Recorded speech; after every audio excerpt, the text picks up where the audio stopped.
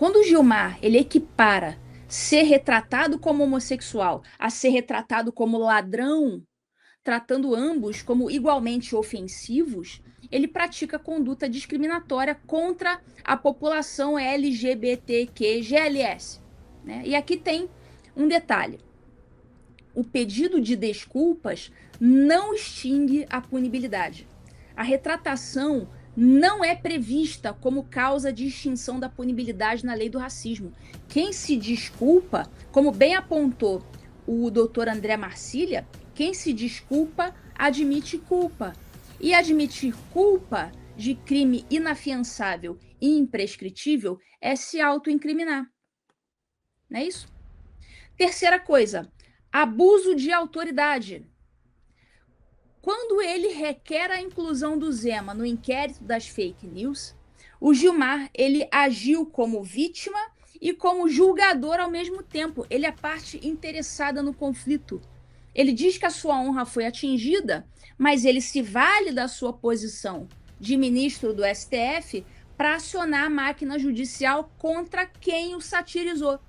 E isso pode, claro, configurar abuso de autoridade, de acordo com a Lei 13.869 de 2019, especialmente nos artigos 27 e 30, que tratam, respectivamente, da requisição de instauração de procedimento investigatório, sem que haja um justo motivo, e da condução de procedimento com finalidade específica de prejuízo a terceiros.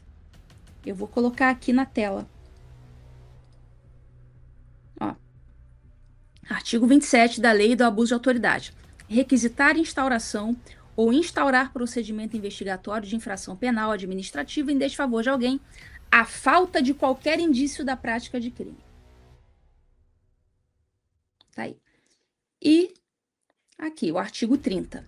Também é abuso de autoridade dar início ou proceder à persecução penal, civil ou administrativa sem justa causa fundamentada ou contra quem sabe inocente. Então, vocês estão vendo? Eu já citei vários crimes aqui. Quarta coisa, atuação em causa própria.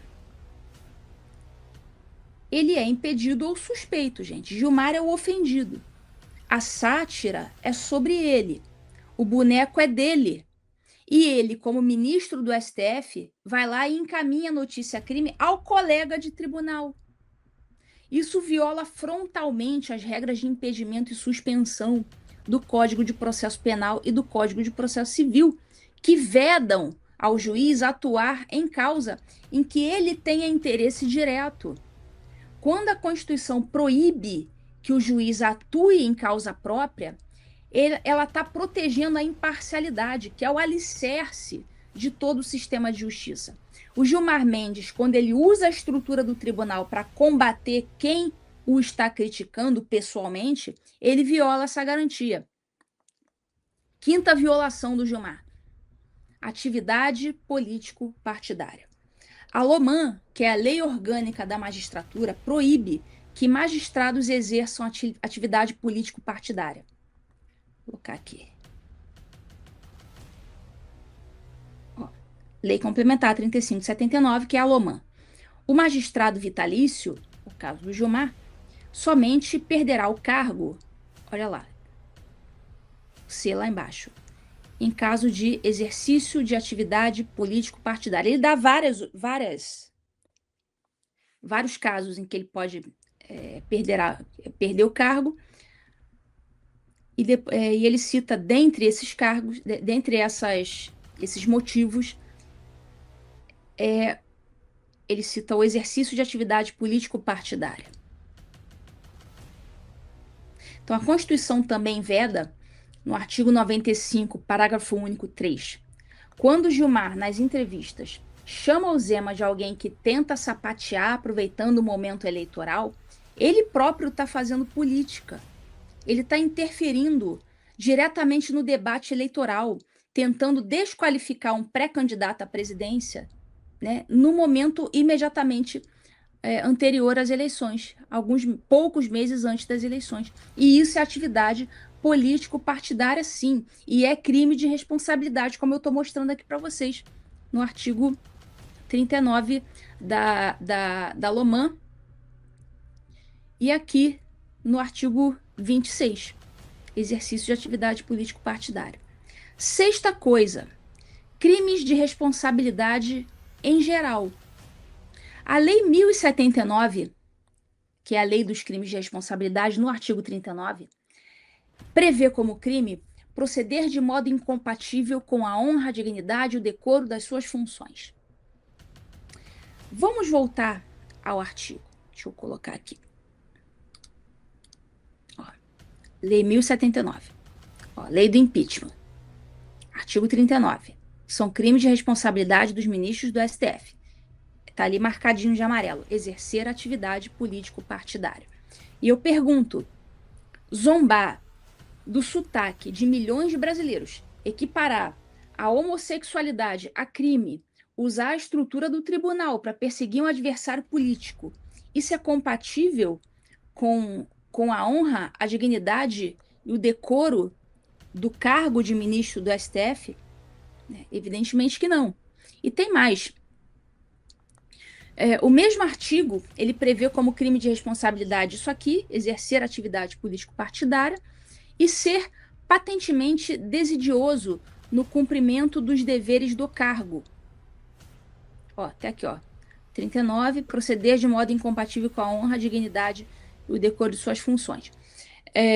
O Gilmar, nessa semana, em vez dele julgar processos, ele se dedicou a dar entrevistas, atacando um pré-candidato, e se dedicou também a ficar ali cavando conflito político. Isso aí é desídia, porque enquanto ele estava fazendo isso, ele poderia estar lá julgando os processos dele.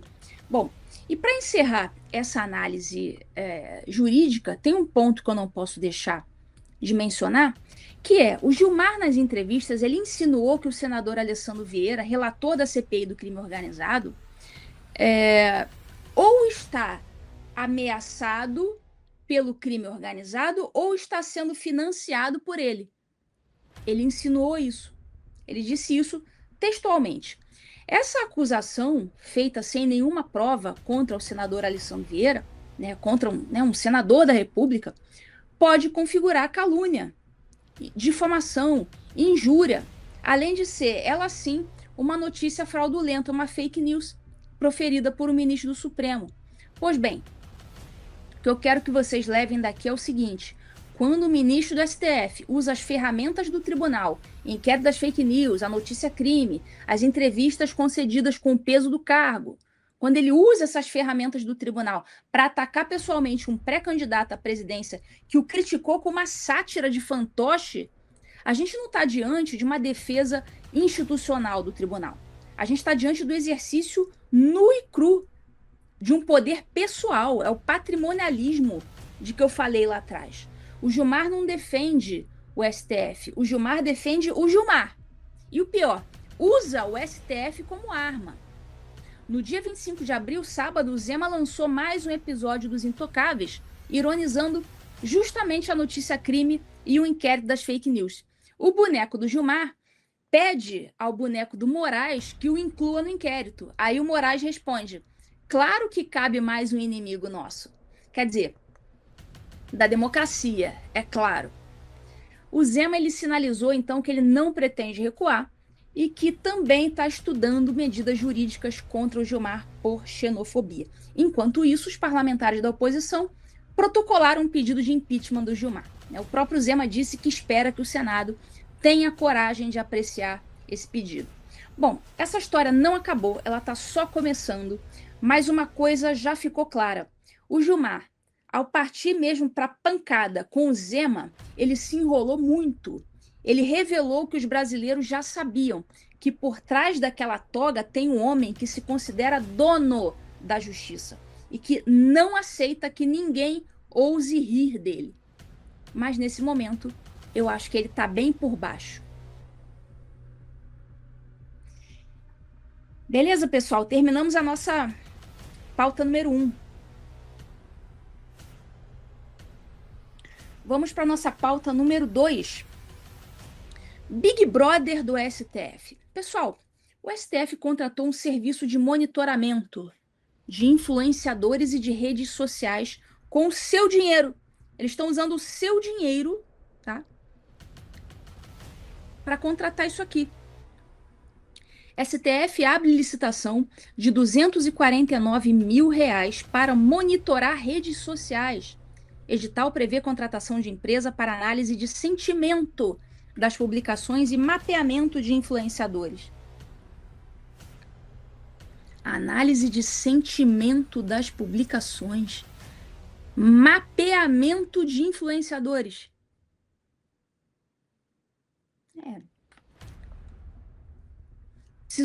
Tem nem o que dizer, né? Eles vão analisar a análise, eles vão analisar eles vão fazer a análise da presença digital da corte nas redes sociais. Aí inclui YouTube, X, Instagram, Facebook, LinkedIn, TikTok, Quai, acho que até o Discord. E eles vão pagar esse valor aí, R$ 249 mil. Essa empresa, ela foi contratada para fazer relatórios com alertas de menções diárias sobre os julgamentos e sobre as pessoas dos ministros. Essa empresa vai avaliar o potencial de repercussão das publicações e vai analisar o sentimento das interações, se são sentimentos positivos, negativos ou neutros. Aqui, essa aqui é a primeira página do edital.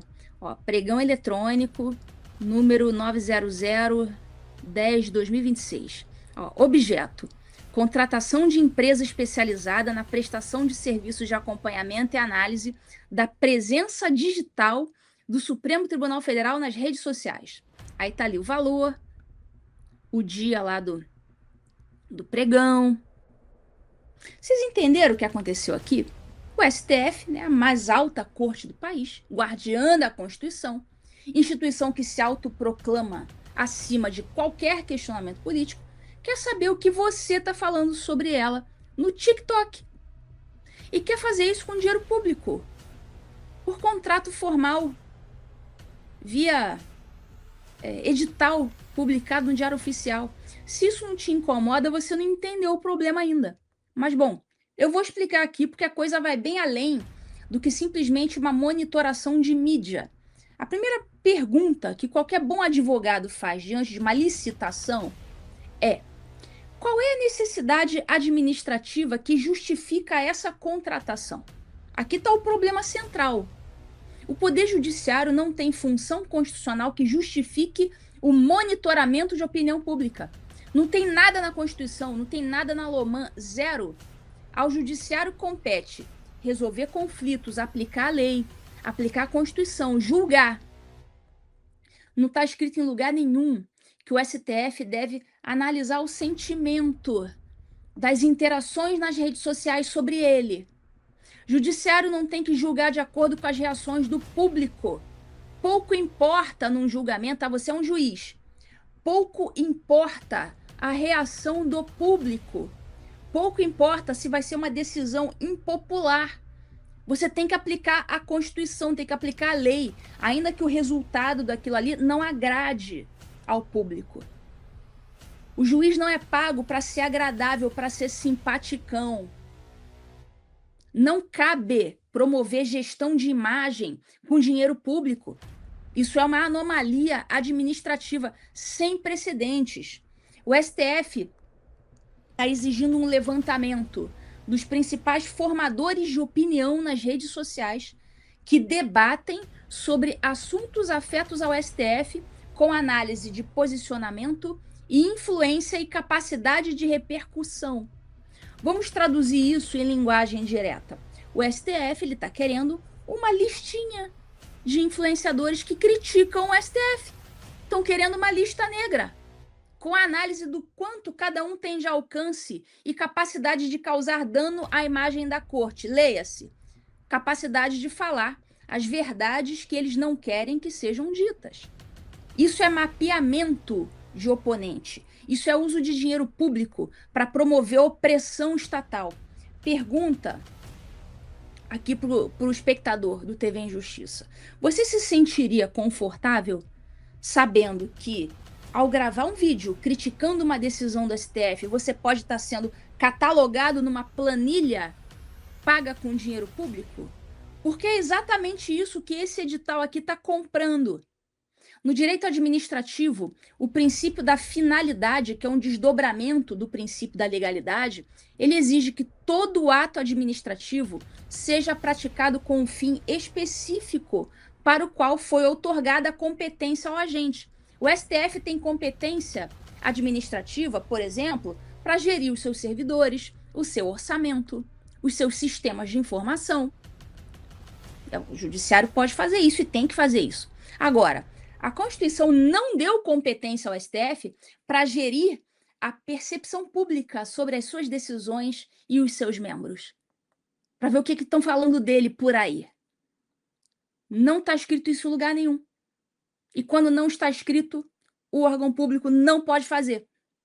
Quando o órgão público pratica ato fora da sua competência, isso se chama desvio de finalidade. E o artigo 2º, parágrafo único da Lei 4717, que é a Lei da Ação Popular, define o ato com desvio de finalidade como sendo um ato lesivo ao patrimônio público, passível de anulação e responsabilização do agente. Qualquer cidadão brasileiro, portanto, pode ajudar uma ação popular para anular isso aí. O fundamento está na lei. O legitimado é qualquer eleitor. Tá? Qualquer eleitor, né, qualquer cidadão brasileiro eleitor pode entrar com uma ação popular. A gente está diante de um caso clássico também de improbidade administrativa, né, que é regulada pela Lei 8429. Mesmo depois da reforma de 2021, que passou a exigir aquele dólar específico, ela contempla no artigo 11 os atos que atentam contra os princípios da administração pública. Entre eles, o princípio da legalidade e da imparcialidade. Vamos ver aqui os 3 elementos que exigem aqui para ser categorizado como improbidade administrativa. Primeira coisa, conduta dolosa. A licitação que eles estão fazendo, ela foi deliberada, planejada, redigida, ela foi aprovada internamente e ela foi publicada, tanto que está aqui na tela. Ela foi publicada, foi uma decisão administrativa consciente. Segundo, ato que atenta contra princípio. Contratar monitoramento de sentimento sobre a corte e mapear influenciadores críticos viola o princípio da impessoalidade, porque o interesse protegido não é público, é o interesse apenas institucional, corporativo e individual mesmo, já que os ministros vão usar os resultados gerados por esse monitoramento para fazerem as suas próprias perseguições pessoais. Isso fere o princípio da legalidade também, porque não há norma que autorize essa finalidade. Terceira coisa, dano ao erário, dano de R$ 249 mil, gastos sem finalidade constitucional configurável. Isso aí é, no mínimo, lesão ao princípio da economicidade previsto no artigo 70 da Constituição. Quem é que autoriza internamente essa licitação no STF? O presidente da corte, o ministro Fachin. Ele assina esse negócio aí como ordenador de despesas. E isso cria responsabilidade administrativa direta contra ele e passível de representação ao Tribunal de Contas da União, o TCU. O TCU, nos termos do artigo 71 da Constituição, é o órgão que fiscaliza as despesas dos órgãos do Judiciário Federal. E o STF não está imune ao TCU. Isso é uma confusão comum. O STF não está imune ao TCU. O TCU fiscaliza o uso do dinheiro público independentemente de qual poder o gastou. Qualquer partido político, qualquer entidade de classe, qualquer cidadão pode representar ao TCU, pode apontar a irregularidade dessa licitação por ausência de finalidade pública. Os fundamentos da representação são sólidos. Anota aí, para quem quiser representar, quem estiver aí com disposição, quiser fazer uma representação no TCU, esses são os fundamentos. A ausência de nexo entre a despesa e a missão constitucional do órgão, violação ao princípio da economicidade, ausência de interesse público primário na contratação. Mas aqui está o problema político, pessoal. Não é uma coisa muito simples, por quê? O TCU fiscaliza o STF, mas os ministros do STF julgam os recursos dos ministros do TCU. Então, existe uma interdependência que, na prática, cria uma inibição mútua. O TCU raramente questiona o STF com a mesma dureza como ele questiona uma prefeitura pequena do interior, né, de algum estado, né, um municípiozinho. Não são tão duros assim com o STF. E isso é uma falha estrutural do nosso sistema de controle que precisa ser dita, né, em voz alta. O STF ele vai argumentar, né, já antecipo aqui, o STF vai argumentar que esse monitoramento serve para dar uma transparência institucional, eles vão usar nomes bonitos, tá? Transparência institucional, para que a corte entenda como as suas decisões repercutem na sociedade, como o STF pode fazer para se comunicar melhor com o cidadão. Eles vão usar um monte de nome bonito, né? Um argumento que soa razoável até você ler o edital de verdade. O contrato, ele prevê a entrega de, no mínimo, 30 alertas diários. Olha só, eles vão ser alertados, gente. Podendo chegar até 300 alertas no mesmo dia, além de relatórios diários e mensais. A equipe da empresa que vai fazer o monitoramento, a espionagem, né, deve ter um mínimo de 4 funcionários dedicados ali a fazer esse mapeamento. Pessoal, 300 alertas diários. Isso é uma verdadeira operação de inteligência de redes sociais em tempo real. Nenhum órgão que quer apenas se comunicar melhor precisa de 300 alertas por dia sobre o que estão falando dele. Isso é o que empresas privadas em crise de imagem contratam. Isso é o que candidatos em campanha eleitoral usam. Não é o que uma corte de justiça precisa para cumprir a sua missão constitucional. O STF passou os últimos anos dizendo para a gente que criticá-lo é atacar a democracia, que questionar as suas decisões é antirrepublicano, que a corte está acima do debate público ordinário. Aí agora, com o dinheiro do contribuinte, num edital público, formalmente licitado, licitação bonitinha e tal. Eles querem saber, né? O mesmo STF quer saber todos os dias, com análise quantitativa e qualitativa, o que você pensa sobre ele, quem te influencia, né? Ou seja, os influenciadores, qual o seu sentimento, qual o potencial de repercussão da sua crítica. E agora, aquela velha frase do Alexandre de Moraes, o Alexandre de Moraes do Antigo Testamento, quando ele falava: quem não quer ser criticado, quem não aguenta ser satirizado, não saia de casa, não se ofereça ao público. Lembra do Alexandre de Moraes antigo? Então, o que dizer de quem usa dinheiro público para monitorar os próprios críticos? A gente sabe muito bem, pessoal, fala que da ação popular, qualquer pessoa pode entrar, tal. Claro, a gente sabe muito bem que uma ação popular provavelmente não prosperaria, pois caberia ao próprio judiciário julgar, e nem seria o STF, porque seria uma ação civil, né? Cairia com um juiz federal de primeira instância. Mas quem é o juiz federal de primeira instância que vai condenar a União nesse caso?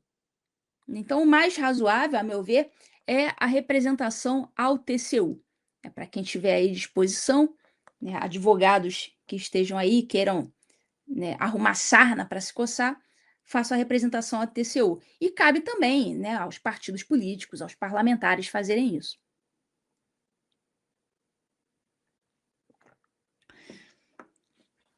Vamos lá, pessoal, vamos colaborando aí com uma curtida, com um comentário.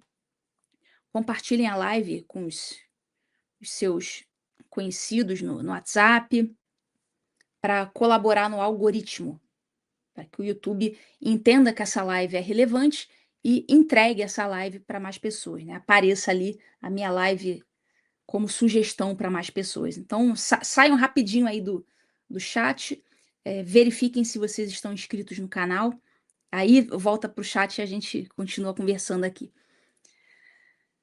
Vamos lá, vamos para a nossa terceira pauta. O caso Ramagem, pessoal, a capivara daquele delegado Marcelo Ivo, vocês viram? Vocês lembram da pauta que a gente fez sobre o caso Ramagem? sobre os crimes que a Polícia Federal pode ter cometido aqui em solo americano, sobre aquela mentira da cooperação internacional, lembra? Ah, não, a prisão do Ramagem foi uma cooperação internacional muito séria. A gente descobriu que não foi nada daquilo, né? Fizeram campana, investigação clandestina em solo americano. O cara deu alerta falso ao ICE, fingiu que o Ramagem era um Zé Mané qualquer que estava passando ali na rua, um indocumentado que cruzou a fronteira, sei lá, com o México e veio parar aqui, um coitado. Fingiram isso para o ICE foi lá, não sabia, eles não sabiam que era o Ramagem, os americanos, né, não entendem de política brasileira, pegaram o cara e viram que não era nada daquilo, né? Pois aquele delegado tem nome, né, Marcelo Ivo de Carvalho, e desde que o vídeo foi ao ar, surgiram informações novas sobre ele, informações que tornam tudo ainda muito mais grave, porque agora a gente sabe onde esse Marcelo Ivo morava, como ele vivia, e a pergunta que ninguém respondeu até agora: com que dinheiro? A gente vai ver que o David Agape, o jornalista David Agape, do site A Investigação, ele publicou 3 reportagens sobre o Marcelo Ivo em menos de 10 dias, todas exclusivas, documentadas. Eu vou colocar aqui o print na tela ao longo aqui da pauta. Como que esse sujeito levava essa vida nababesca com salário de delegado? Salário de delegado. Tá, é um bom salário, tal, mas assim, não paga isso aqui. Não paga isso aqui que eu vou mostrar para vocês. Bom, deixa eu colocar aqui. Não, você já foi. Aqui, ó. Aí do site do David Agape, a investigação. Exclusivo, encontramos o apartamento de luxo usado pelo delegado da PF Marcelo Ivo em Miami. Mensagens mostram que o delegado da PF, recentemente expulso dos Estados Unidos, usava como residência um apartamento no Brickell, um dos endereços mais caros de Miami, onde realizava festas privadas. Essa galera tem sempre essa pegada, né? Uma pegada meio vorcaro, né? Festinha, tal. DJ, a mulherada, bebidinhas. A galera tem sempre essa pegada impressionante. Bom, Marcelo Ivo morava no SLS Lux Brickell, que é uma torre de 57 andares no coração do distrito financeiro de Miami. Alguém aqui conhece Miami? Conhece o Brickell? Eu conheço, é coisa fina, coisa chique. Coisa chique. Já fui passear por lá, não moro lá não, gente. Só fui passear por lá. Brickell, ó, tem que estar montado, certo? Prédio, pessoal, esse prédio é de série da Netflix, projetado pelo Arquitectônica. Foi decorado pelo mesmo escritório que faz o interior dos hotéis Four Seasons e Park Hyatt. Esse prédio tem 2 piscinas no 9º andar, Sky Lounge nos andares 44 e 45, rooftop com piscina no 57º andar, vista para a Baía de Biscayne, mordomo 24 horas, manobrista, adega, salão de charutos, spa. Esse prédio está no Guia Michelin. Coisa boa, né? Coisa fina. O apartamento dele era o 2301, 23º andar. Era um apartamento de 3 quartos, 4 banheiros, 150 metros quadrados. As janelas, pessoal, do apartamento dele, sabe aqueles janelões que vão do chão até o teto, com aquela vista panorâmica, assim, vista para o skyline. Sabe que não tem nem parede, a janela é vidro do chão até o teto. É lindo, né? Valor de mercado, segundo o Zillow, que é um aplicativo aqui de quem gosta de olhar imóvel na Flórida conhece o Zillow.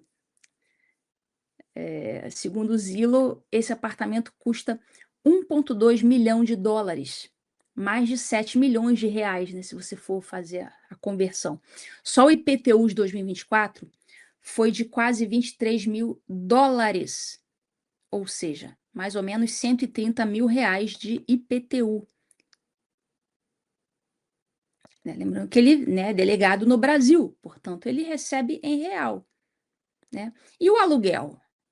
O David Agape, ele levantou tudo. Esse apartamento foi colocado para alugar em junho de 2024 por 9.500 dólares por mês. Reduziu 2 vezes. Em agosto, ele fechou por 8.750 dólares mensais. Na cotação da época, isso dava 48 mil reais por mês. Só o aluguel. Pessoal, aluguel, 48 mil reais. Faz a conta. Quanto ganha um delegado da PF e missão no exterior? Mesmo somando tudo, salário, diárias, auxílio moradia, adicional de missão, não dá, certo? Não dá, não paga esse aluguel. Não chega nem perto, a conta não fecha. E não era só o apartamento, né?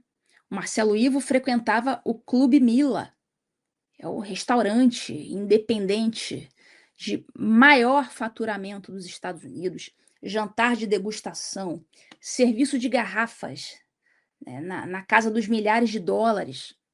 Ele dava também festas privadas no apartamento dele, esse apartamento bonitão aí, com janelão, vista maneira.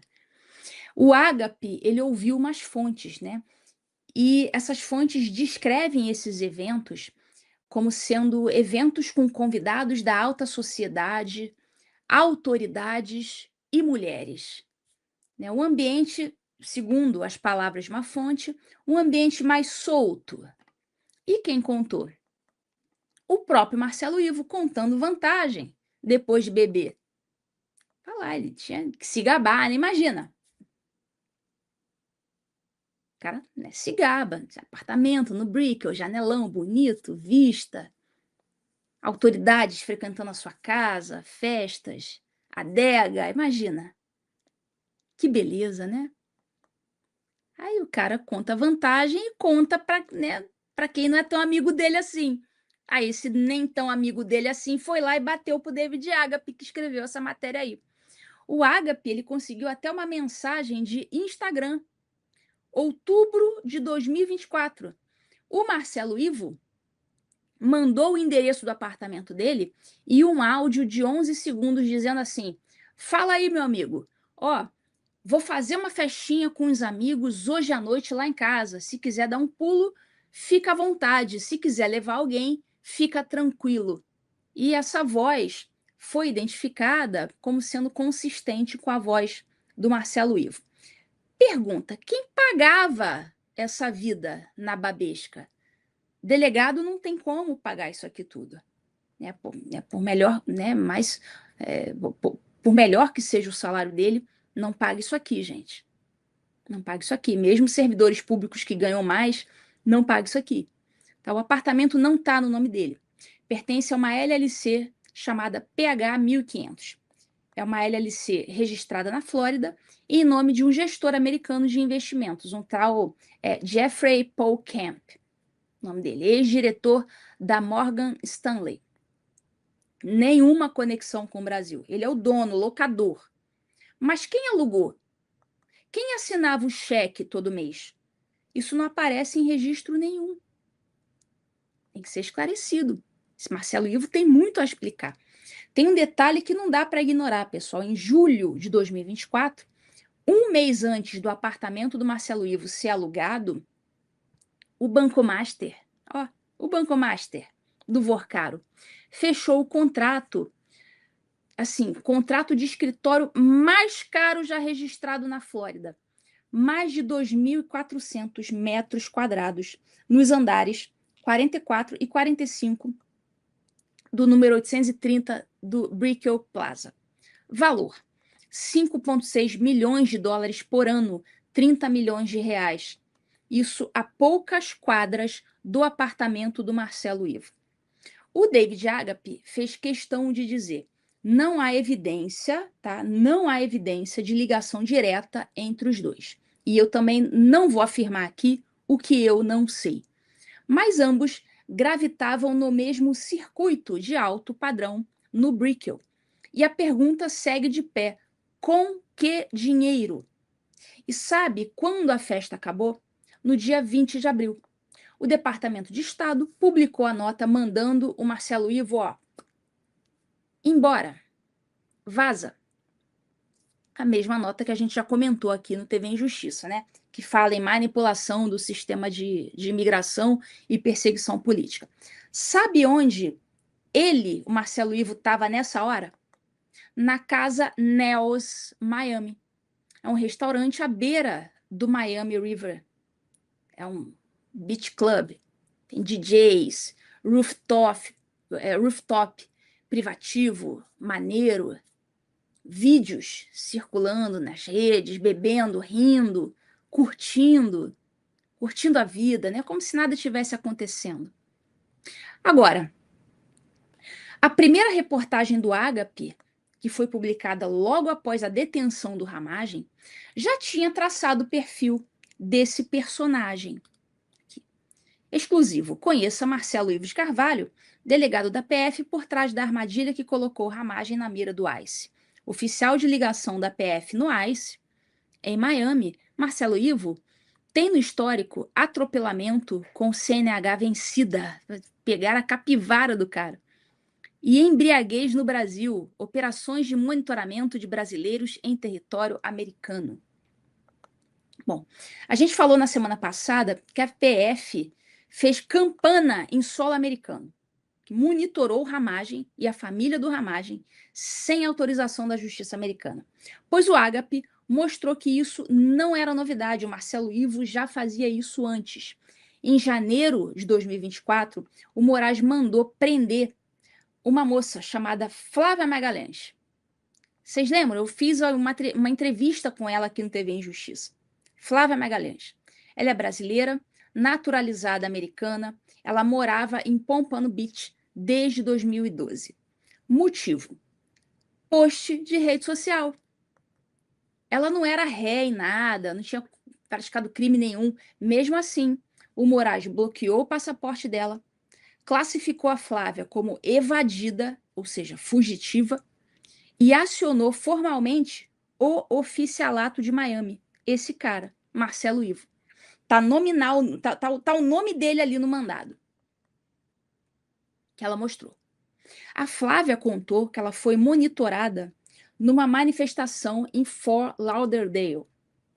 Ela conta essa história. Depois vocês procurem aqui no TV Injustiça, tem a entrevista com ela. Depois, na Universal Orlando, ela disse que foi abordada por homens que se identificaram como agentes da PF.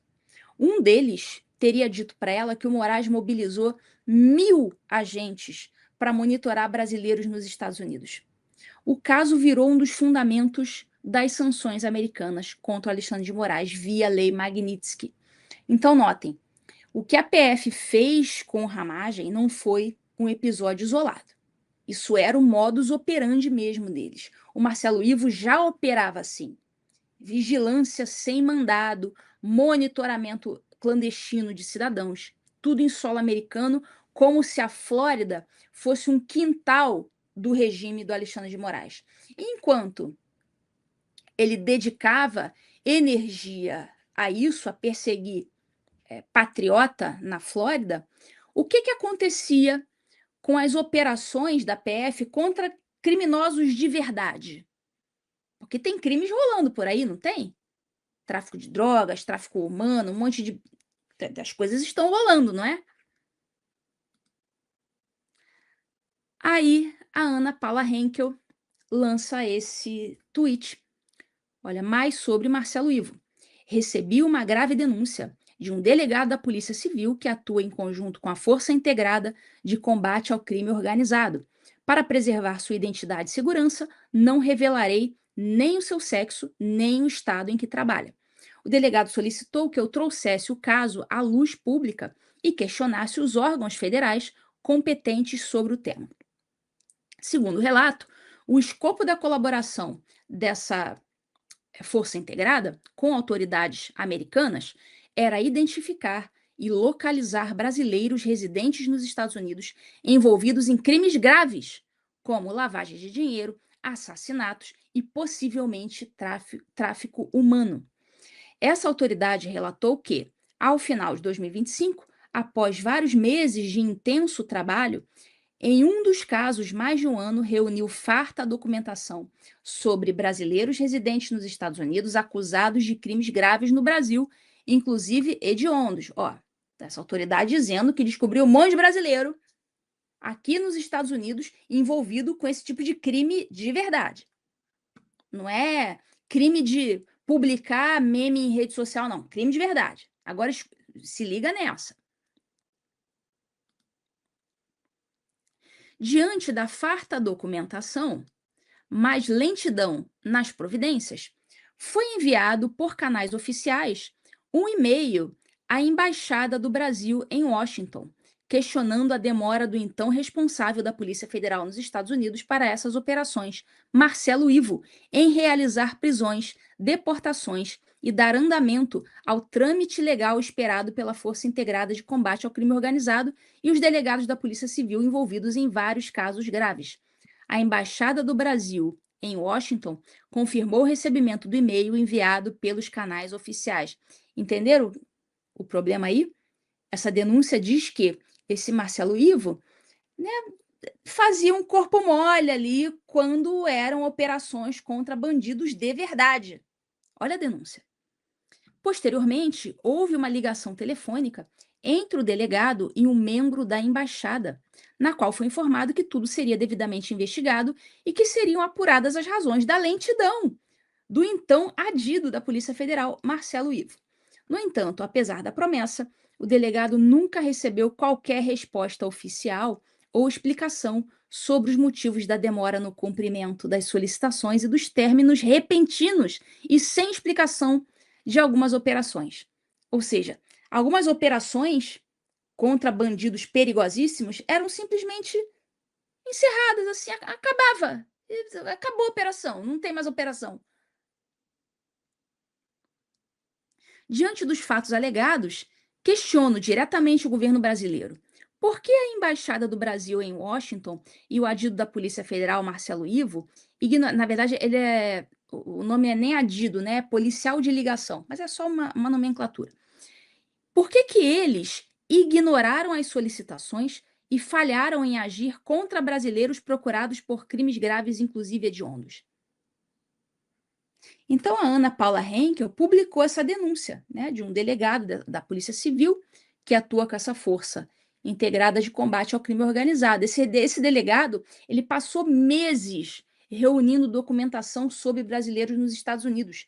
Brasileiros acusados de crimes graves, não é de crime de meme, não, crimes graves. Lavagem de dinheiro, assassinato, tráfico humano, crimes hediondos. Mandou tudo por canais oficiais. A embaixada em Washington cobrou providências do Marcelo Ivo. A embaixada confirmou o recebimento.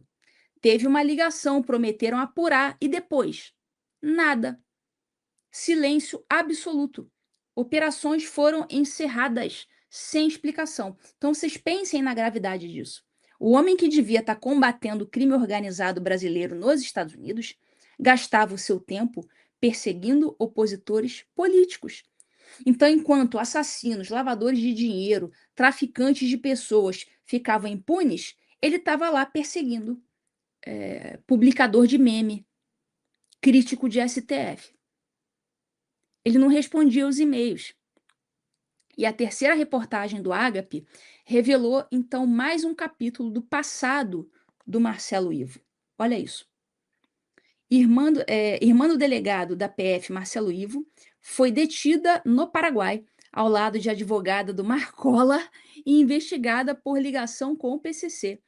Gisele respondeu a processo ligado ao PCC, foi detida no Paraguai, ao lado da advogada do Marcola, e se associou a uma advogada presa em operação da própria PF. Nada impediu a ascensão de Marcelo Ivo. Nem isso impediu. Então, a irmã do Marcelo Ivo, que é a advogada Gisele Cristina de Carvalho, Ela foi denunciada em 2007 pelo Ministério Público de São Paulo por integrar uma quadrilha armada vinculada ao PCC. Essa era a acusação. Teve uma investigação do GAECO, que monitorou dezenas de ramais telefônicos. Nos autos, a Gisele foi descrita como alguém que repassava as mensagens para os integrantes da facção presos.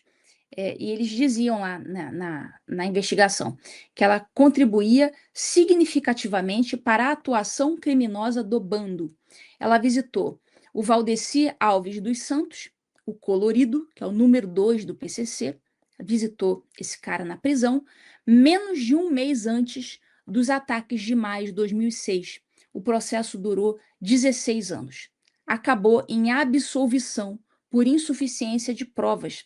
As gravações existiam, mas nunca foram transcritas.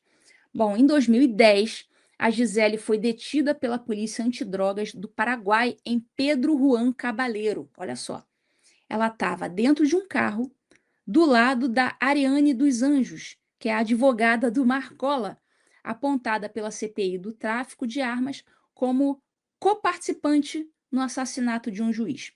Pessoal, Pedro Juan Cabaleiro é o principal ponto de trânsito de cocaína boliviana para o Brasil. Certo? A atual sócia da Gisele, que se chama Fabiana Kelly, foi presa pela própria PF numa operação contra o narcotráfico que abastecia favelas do Comando Vermelho.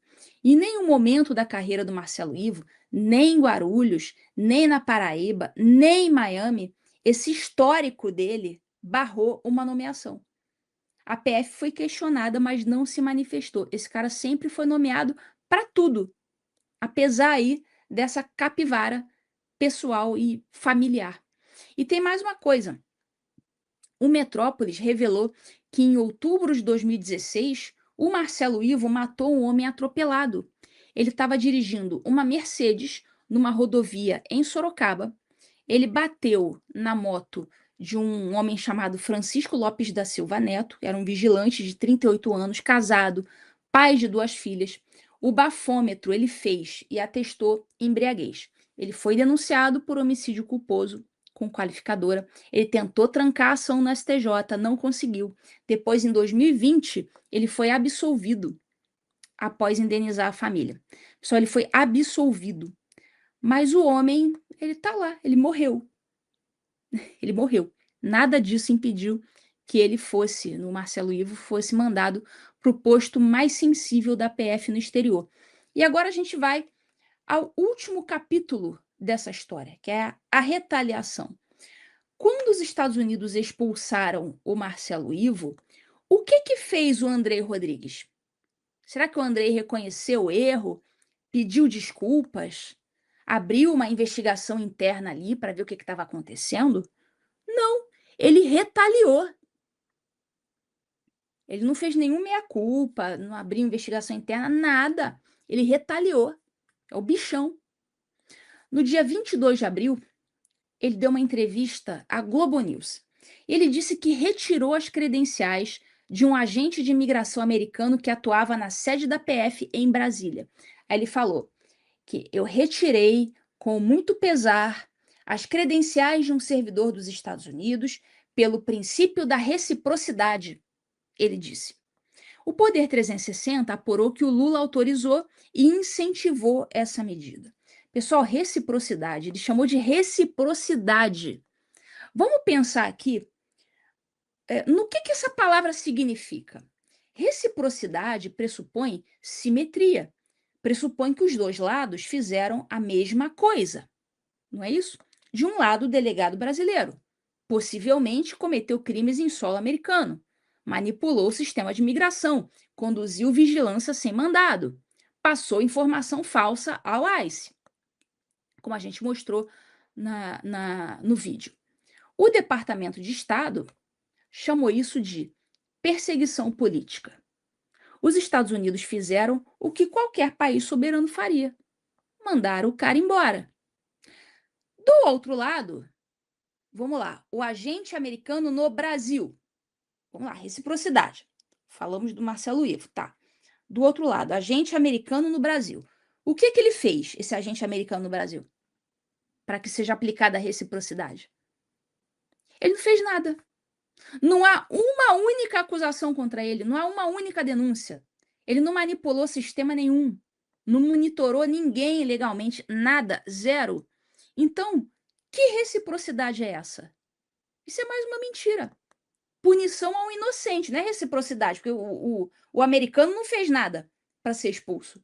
Estão punindo um inocente para encobrir a conduta de um culpado. É uma retaliação política que eles estão disfarçando, chamando de princípio diplomático da reciprocidade, mas é simples retaliação política. E a pergunta que precisa ser feita: o que que a PF queria? Queria uma licença para delinquir indefinidamente em solo americano?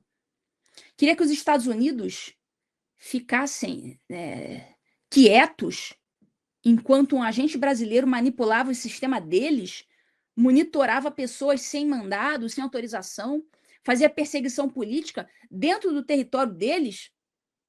Aí, quando os americanos reagiram, a resposta que a inteligência resolveu dar foi punir um agente americano que não fez absolutamente nada. Então, claro que isso não é uma reciprocidade, isso é uma chantagem. É o governo dizendo: olha, se você mexer com o meu, eu vou mexer com o seu, mesmo que o seu agente não tenha feito nada. Resultado: os especialistas já alertam. A cooperação policial entre os dois países vai ficar mais lenta, mais desconfiada. A localização de foragidos, investigações transnacionais, troca de inteligência, tudo comprometido, tudo vai ficar mais lento. Quem é que vai pagar o preço disso? É o brasileiro, que quer segurança pública, mas vai ver essa parte internacional travada. E para fechar, na mesma entrevista, o Andrei Rodrigues disse que não houve nenhuma expulsão de nenhum funcionário brasileiro. Disse que ele falou assim: o Marcelo Ivo voltou por determinação minha. Fui eu que mandei o cara voltar. Pessoal, para cima de Moá, outra mentira. O Poder 360 e a Agência Brasil confirmaram que o Departamento de Estado pediu formalmente a saída. E o próprio escritório para assuntos do hemisfério ocidental publicou no X. Eles falaram expressamente que expulsaram. Mas o Andrei Rodrigues olha para a câmera e mente. Diz que não teve expulsão, que foi ele que solicitou que o Marcelo Ivo voltasse. É para cima de Moá. Bom, a gente mostrou que ele mentiu sobre essa cooperação e agora mentiu sobre a expulsão. Não teve cooperação nenhuma com o ICE e não teve chamada voluntária dele, não, foi expulsão mesmo. Então, é mentira em cima de mentira. E ele ainda retaliou um americano inocente chamando de reciprocidade. É mentira em cima de mentira. Então vamos juntar tudo agora, o quadro completo, pessoal, quadro completo. Marcelo Ivo de Carvalho morava num apartamento de R$ 48.000 de aluguel, ninguém sabe quem pagava, ele frequentava os restaurantes mais caros de Miami, dava festas privadas, monitorava opositores políticos sem mandado, travava operações contra criminosos, ou seja, ele bloqueava, freava operações contra criminosos de verdade, passou informações falsas ao ICE, foi expulso pelo Departamento de Estado, tem uma irmã denunciada por ligação com o PCC e matou um homem dirigindo bêbado.